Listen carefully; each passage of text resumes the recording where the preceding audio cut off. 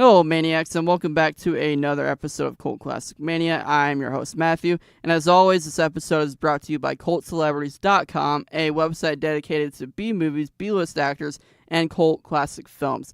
Last week, I had mentioned that I will be on Copulators Die First with Nick and Ashley, and I'll be on there on 2/17. We'll be talking about John Carpenter's classic, The Thing, from 1982. I'm very excited to be on the show, and I can't wait to talk about it. And lastly, if you're a fan of the show and you've been listening for quite some time now, go ahead and rate and review on all podcast platforms that you listen to us. Or you can go ahead and go to facebook.com/cultclassicmania and leave us a review on there. And if you did, go ahead and email me at cultclassicmania@gmail.com and give me your name. I'll go ahead and shout you out on the show. And whenever we get stickers made, I'll go ahead and send you a free sticker on me. And yeah, you can just rock a cool Cult Classic Mania sticker. But yeah, that's my announcements for this week. Enjoy this episode of Fighting Elegy from 1966. We come in peace. Fuck ass, give me a beer! Yeah, welcome back to the cinema. This is not for the typical. Time to feed the occipital lobe with the films that I call my home. Buckle up, settle in, while we break it down a bit. Got a new take, make an old film relevant. About to give attention to the unsung revenants of the film industry. That's a wrap, let's riff. I have come here to chew bubblegum and kick ass. And I'm all out of bubblegum. Cult Classic Mania. Hey Maniacs, and welcome back to another episode of Cult Classic Mania, a podcast dedicated to the low-budget disasters that we all know and love. Not all of them are low budget, but they definitely can be disasters. I am your host, Matthew, and this week we are talking about the Fighting Elegy from 1966. Just a disclaimer before we start, this movie is in black and white, so if you don't like black and white films, again, you may not like this one, or if you don't like having to read subtitles throughout the entire movie, you may not like it. I enjoy anime, I enjoy Japanese film, so I don't mind reading subtitles. And with that being said, this one isn't actually a disaster. I really love the Fighting Elegy. I love anything from this era of Japanese film up until the 80s, because I'll get into it more, but Japanese film from this era up until the 80s is fucking wild. They made so many great films that end up going under the radar in Japan. However, in America, people ate that shit up. They loved Japanese film. I mean, even anime, too. Anime was huge in the 80s in America. Like, the anime, people didn't, in Japan, people didn't understand anime. They're like, I don't get this cartoonish, childish bullshit.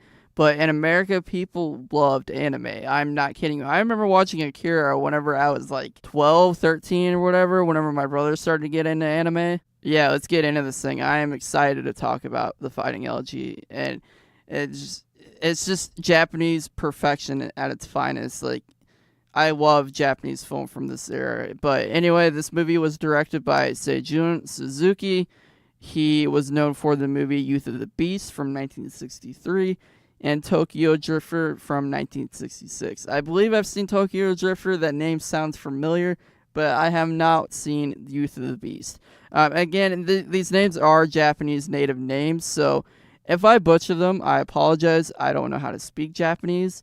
I only try to pronounce them the best I heard them.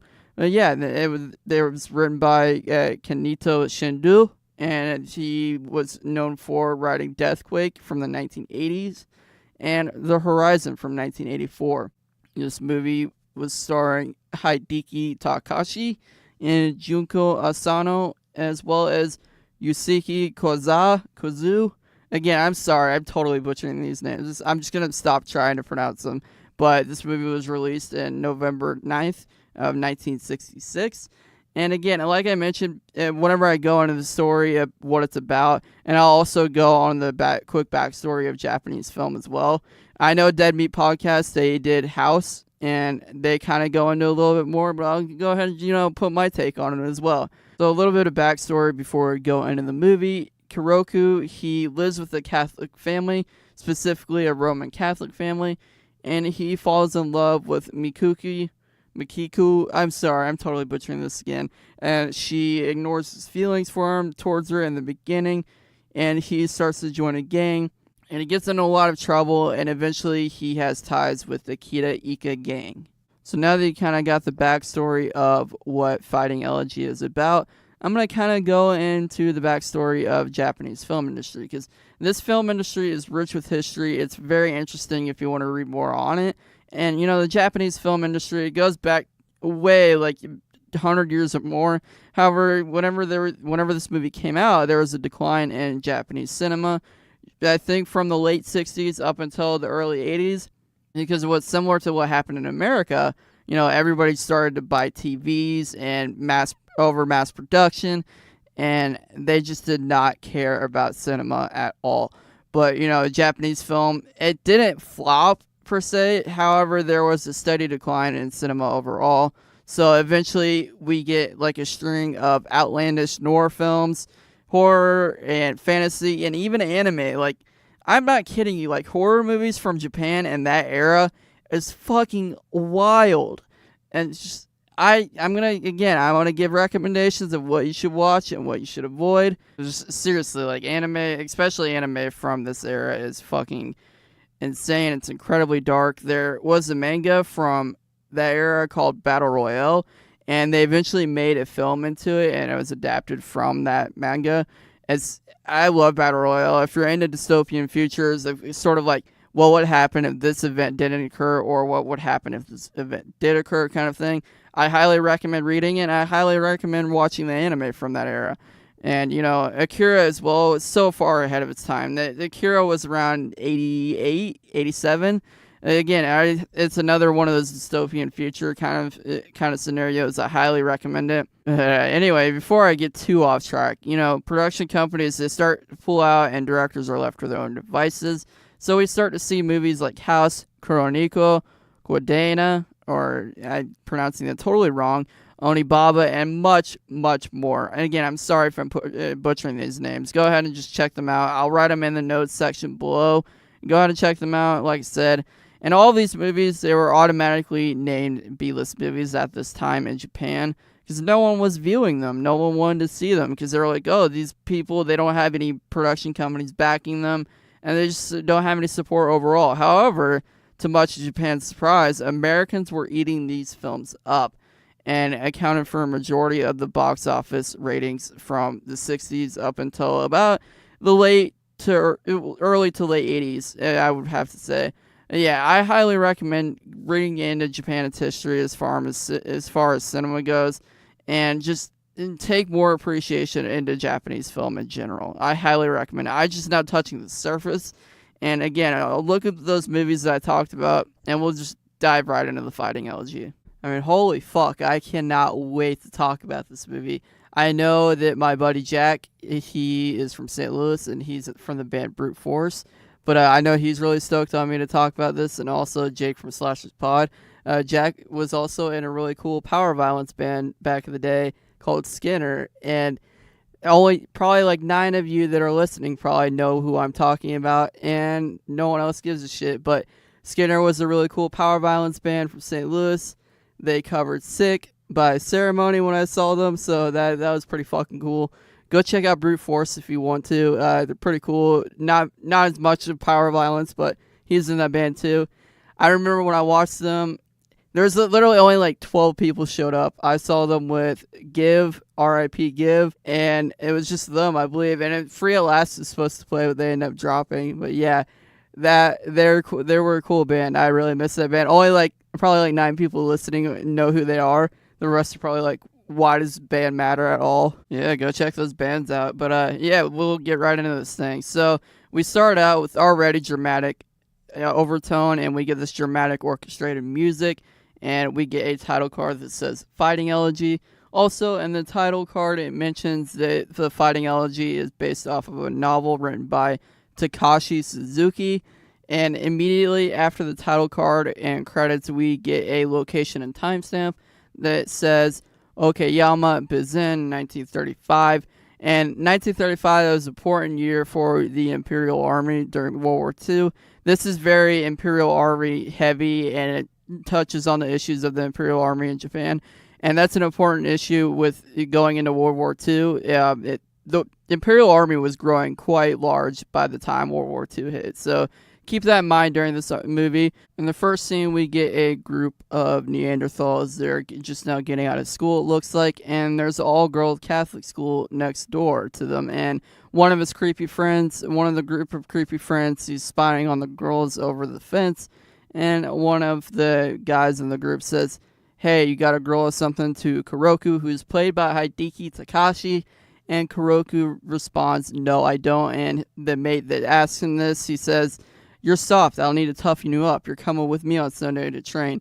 Like, that's your response when you say, "I don't have a girlfriend." Like, what leads up to that where you're like, all right, you're gonna fight. You're a coward. You know, you need to toughen up just to get you a girl. Also, they say this, and then later on when they go over the rules in the fighting school, they're like, "You're not allowed to talk to girls. Talking to girls is for sissies. Falling in love is for sissies." Like, everything that you do is for sissies, basically. Well, it may seem like there's like a very serious undertone so far. They play on this funny bit of the hypermasculinity that was faced upon this time during the Imperial Army time, about how you need to quote unquote toughen up and be a man, and falling in love and showing emotion is for sissies. They really play on it, and they really play on the fascism and all of the uniformality whenever it goes into the Imperial Army, and just overall the satireness of it. It's really fun, and it took me a while. I'm like, oh shit, they're actually being sarcastic, because, you know, Japanese humor is very dry compared to American humor.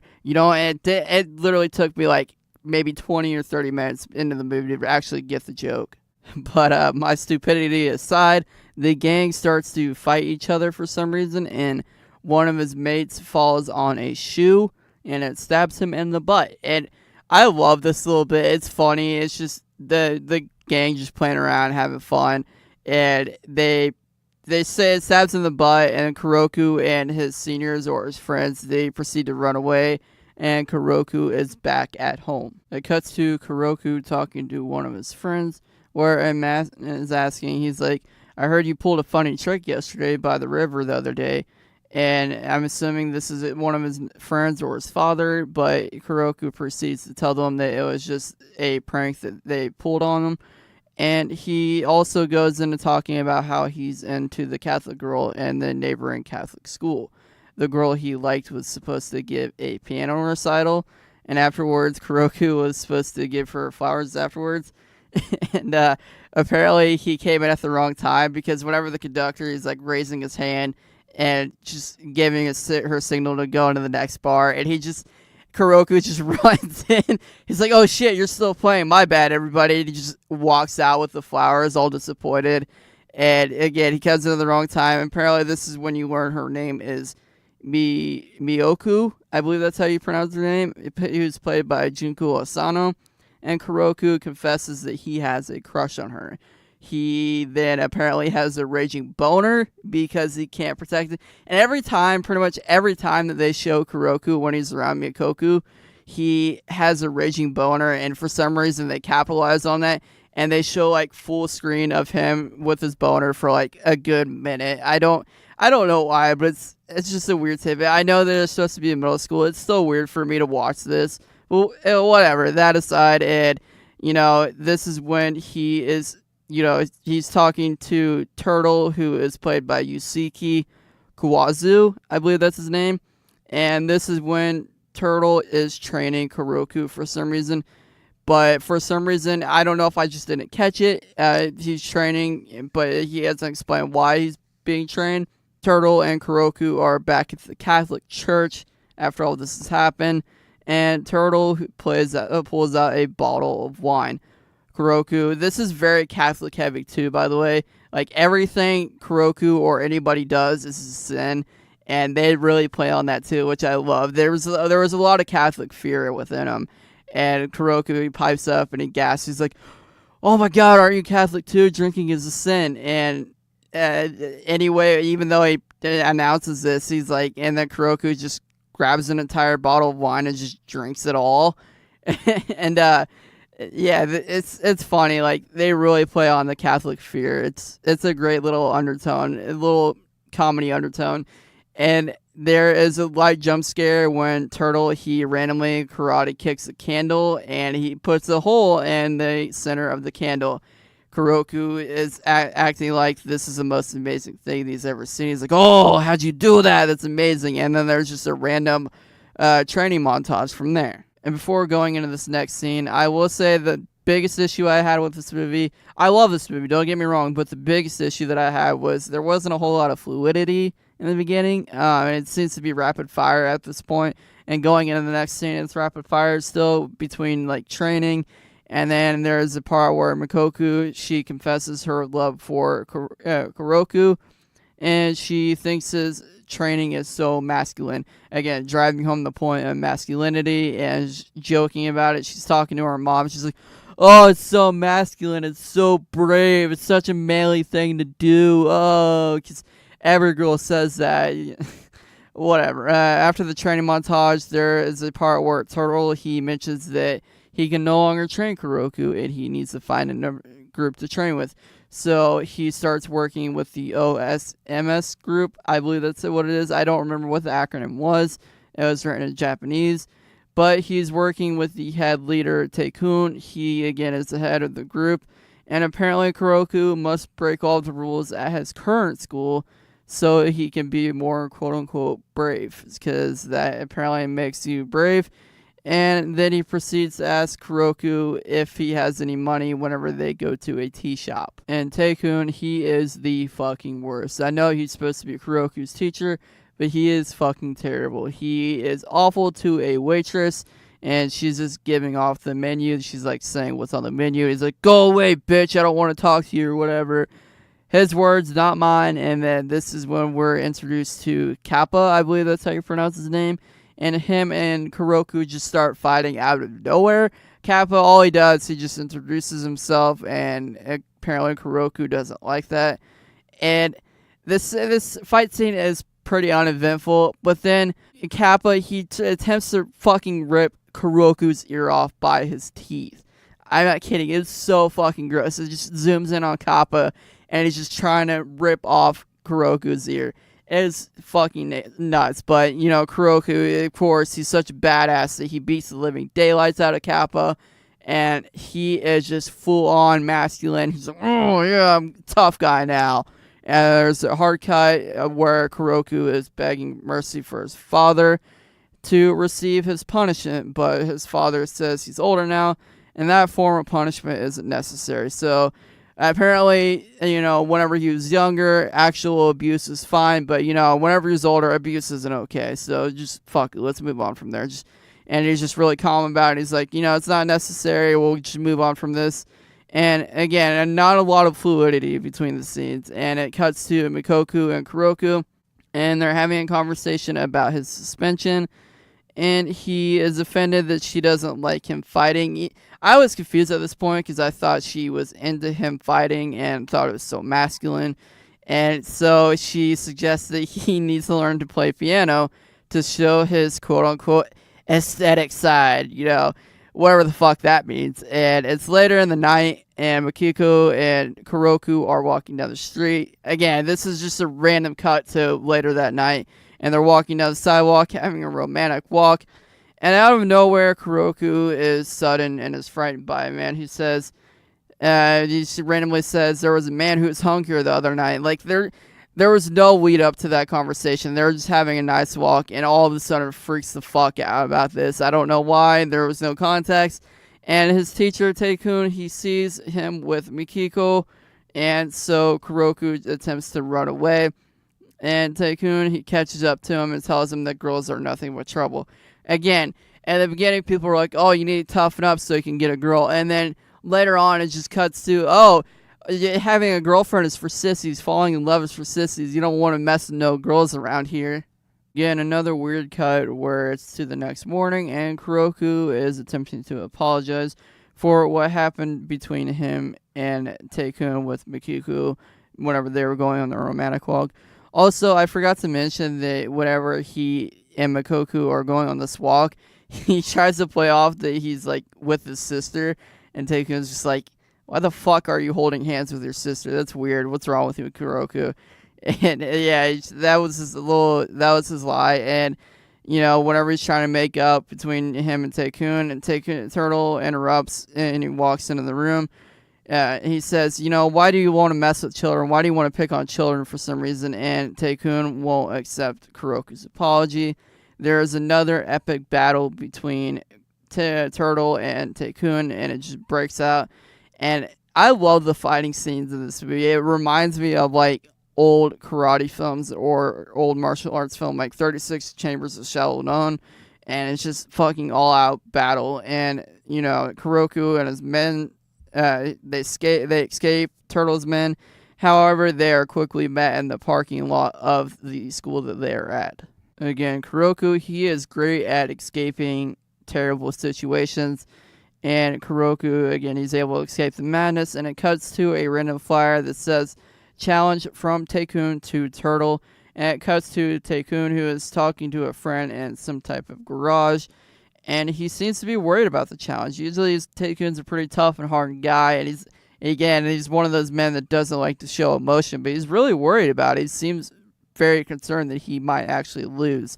And then, meanwhile, this is happening. It randomly shows Kuroku going back to Mikoku's house, and he's saying that he has all the towels for the fight, because while this is happening, there's a cut where Mikoku she's playing piano, and her mother calls out saying that all the towels were missing, and apparently he took them. Again, I didn't really catch up on that. I didn't really take up on that, whatever. And then off Kuroku goes to prepare for war against Turtle's men. Kuroku, he is ready to fight. He wants to fight so badly. Taekun, he says, how about you just be the lookout instead? You're not ready to fight. And he's so disappointed in this. You can tell they really capture that. And however, the battle seems to be interrupted when Kuroku is up on the watchtower and he notices the cops are in the distance. So everyone retreats, and Taekun's men, they start to retreat, like I said, and Kuroku is still on the ladder as a lookout, and they start to drive off without Kuroku, and this is when Kuroku's father, he attempts to dress up as a police officer, and he just talks about how disappointed he is, and meanwhile, all these guys are in the truck just staring at him like, what the fuck is going on? And Mikoku seems to be running towards Kuroku for some reason as well. And this is when they are like, I guess Mikoku was like, I'm trying to defend you, Kuroku. You can't do this. This is wrong. I'm just trying to save you from doing wrong. And Kuroku's not happy about that because, he kind of hates his father and for some reason still respects him in the way. But there's a lot of filler scenes that also happen here. There's a very strange moment where Kuroku is having a wet dream for some reason. I don't know why they show this, but it's a wet dream about Mikoku, and Kuroku wakes up and screams, I can't resist! And he runs down the basement stairs where the piano is, and he proceeds to pull down his pants and starts to play them. And apparently this is what gets him off because it reminds him of Mikoku, and he comes all over the place. I guess I don't fucking know. And, there's a funny moment where he climaxes and he turns around and there's a cross facing on the wall. And he says, oh Lord, I've committed a terrible sin. And they just zoom in and because it's a black and white film, they just show the shadow of the cross.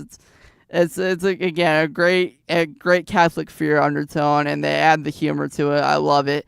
And then it cuts to the next morning back at the OSMS Imperial Army School, where they are lined up for a uniform check.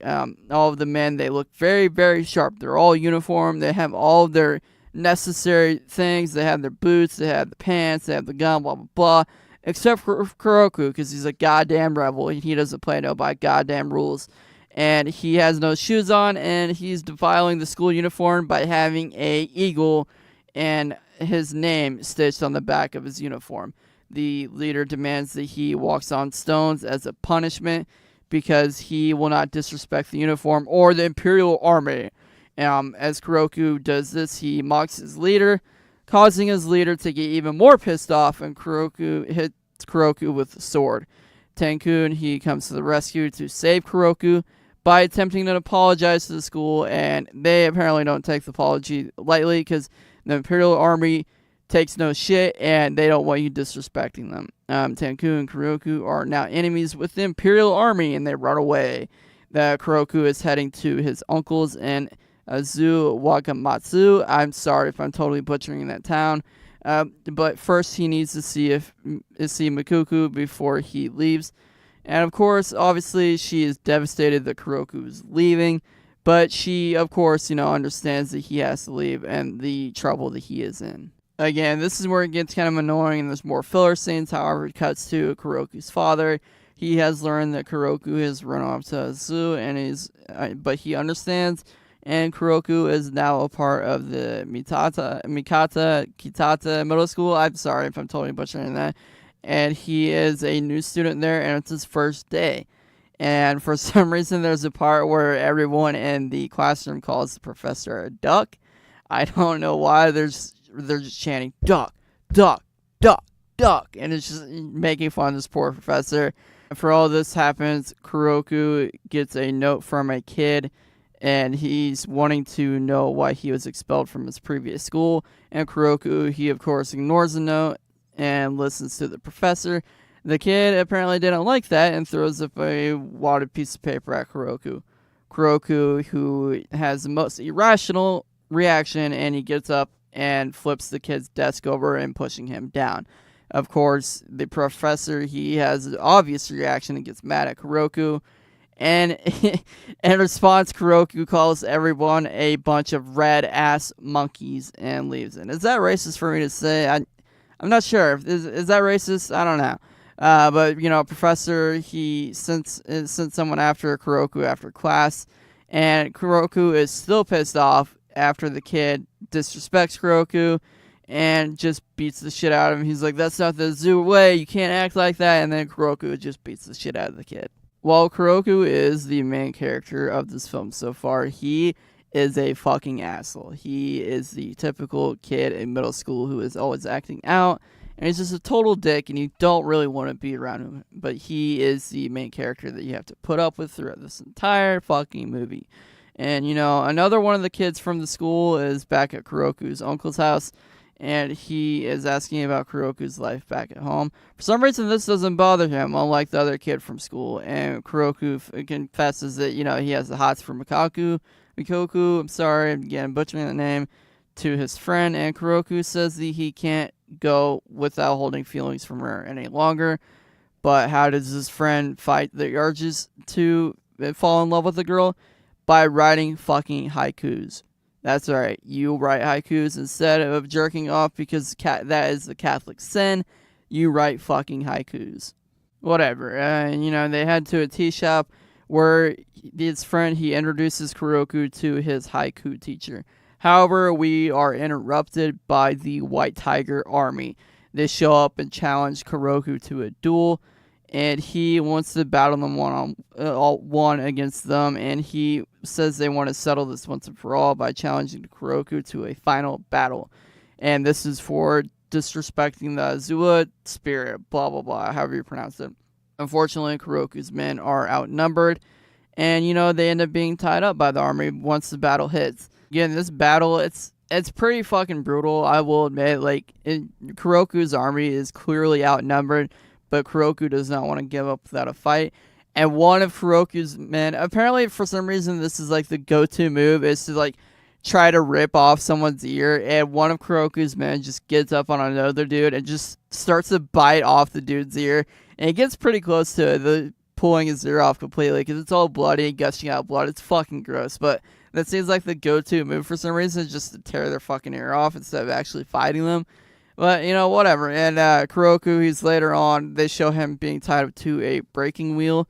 And if you don't know what I mean by a breaking wheel, it's one of the medieval torture devices that they use. It's basically it's just a gigantic wagon wheel, and they had pegs on all around it, and they basically tied up where you're pretty much like an X, and you're tied up to where your entire body is stretching out, and it's really painful to be there for a long time if you don't know what a breaking wheel is. So yeah, go ahead and look it up. It's one of the most disturbing torture devices that they use.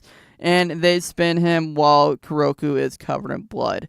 And, Kuroku's men are tied up in the loft of a barn nearby with the guards watching them. And this is when, and they don't show him being brought up, but Kuroku is at top of the loft, and he somehow breaks free and strangles the guard with his feet. And, Kuroku and his men were able to prevail and beat the White Tiger Army. because Kuroneko does not give up without a fight. And while this brawl is happening and Kuroneko is able to escape, fighting off a bunch of men he's outnumbered by, it cuts to the principal of the Kitakata Middle School, where they get a telegram saying all of the White Tigers of Azula Middle School were seriously injured, while Kitado Group sustained only light injuries. And this is when the principal is so stoked that it wasn't their men that got attacked. And Kuroneko, he somehow gets there and he enters the room, and the principal challenges him to a sword duel for some reason. And, this is when he says that Kuroneko is a true fighter when he wants to fight the higher-ups. And there's an ending scene where the scene is around the corner, where it cuts to back to his haiku teacher's place, and Mikoku is somehow there. I'm not really sure. Again, a lot of this isn't explained. It just shows up, and whatever she tells the Kuroneko that she is going to join a Catholic covenant. And again, nothing leading up to this whatsoever. And there's a news report playing on TV that says Tokyo is under martial law, and their young members of the military are starting to prevail. Very abrupt ending, but that was the ending to Fighting Elegy from 1966, directed by Suzuki.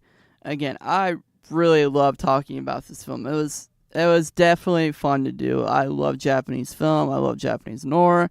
I love anime. Well, manga, and everything about Japanese culture. No, I'm not a weeboo, but I still love Japanese culture.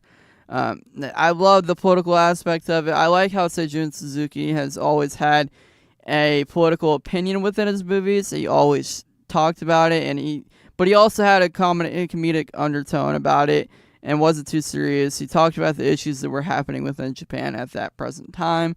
And I absolutely loved his movies for that. And did you know, whenever he was doing Fighting Elegy, he was 43 fucking years old. He was towards the end of his career at this point, and he's still putting out masterpieces like this. I highly recommend looking at Suzuki's films, look at his filmography, and just go back and watch his old movies. I truly recommend it. I had a ton of fun watching this movie. And again, this is Fighting Elegy from 1966. I really hope you enjoyed this episode. I had a lot of fun talking about this movie. And next week, I'm talking about another great movie. We're on a roll, baby. We're not doing fucking disasters in the next couple of weeks. But, next week, we're talking about Cam from 2018. Forewarning, this will be a newer movie. So if you haven't seen it yet, don't listen to the show until you watch the movie, because I will be giving away a lot of spoilers for the movie. Because, again, I go scene by scene, and I give my thoughts on it, so you'll know I'm probably going to ruin it for you if you listen beforehand. And, I'm really excited to talk about Cam. It was one of my favorite horror movies from 2018, and I really want to talk about it. So, fuck it. If you don't like it, no listen to it, whatever. Again, thank you to Petra Vita for the awesome new theme song. I really appreciate it, man. You can go ahead and check him out at soundcloud.com/PetraVitaMusic. And you can check out his newest album, June Flower, from 2018. It's rockin', it's funky, it's hip-hop, whatever. Go ahead and listen to it. And also, we got a new Instagram account, so go ahead and follow us at Cult Classic Mania. And like us on Facebook at facebook.com/Cult Classic Mania. And if you've been listening to the show for a little bit, go ahead and leave us a 5-star review, and we'll shout you out on Instagram. We'll shout you out on the show the next time. Go ahead and email me once you have done that. Show me a screenshot of the review and email it to me at cultclassicmania@gmail.com, and I'll shout you out on the show. And whenever we get stickers made, I'll go ahead and send you a free sticker on me. And with all of that being said, I'm your host, Matthew, and this has been another installment of Cult Classic Mania. You know what? I'm gonna try a new outro. It's probably gonna be cringy as fuck, but you know what? WrestleMania is a once-a-year event, but you know what? Cult Classic Mania happens every fucking weekend. Hell yeah, brother. You know what? Fuck it. That was terrible. See you again next week for Cam from 2018. Talk to you next week, guys. We come in peace. Fuck ass, give me a beer! Yeah, welcome back to the cinema. This is not for the typical. Time to feed the occipital lobe with the films that I call my home. Buckle up, settle in, while we break it down a bit. Got a new take, make an old film relevant. But to give attention to the unsung revenants of the film industry, that's a wrap, let's riff. I have come here to chew bubblegum and kick ass. all out of bubble. Cult Classic Mania.